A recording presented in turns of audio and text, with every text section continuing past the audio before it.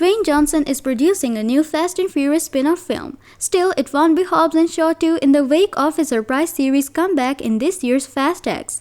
Johnson made his acting debut in Fast 5 as Luke Hobbs, a member of the U.S. Diplomatic Security Service who first works against Vin Diesel's Dominic Toretto, but ultimately sides with the former street racer. Johnson famously departed the franchise following a fight with Vin Diesel, the movie's star and producer, although he eventually returned for Fast X.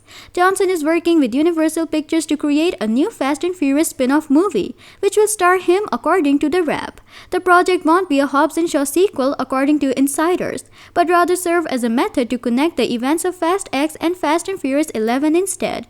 Plot specifics are being kept under wraps. To write the script, Chris Morgan will also return to the franchise. Johnson shared the information on Twitter, and Screen Rant has confirmed with Universal that it is accurate.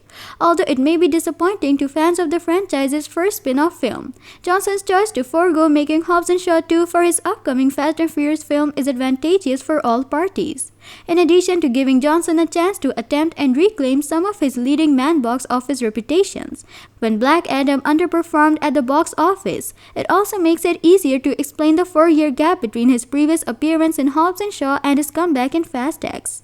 Additionally, switching to a buddy cop-style story would be tonally off-putting and probably necessitate going back in time with a sequel that takes place immediately after the first Hobbs and Shaw, because Johnson's special agent character was tasked with rescuing his kidnapped daughter from Jason Momoa's insane Dante race in Fast X's post-credits scene.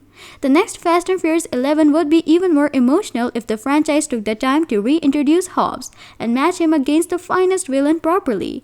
Although production on the new Fast and Furious spin-off film has begun, Johnson's involvement in a Hobbs and Shaw sequel is not entirely ruled out.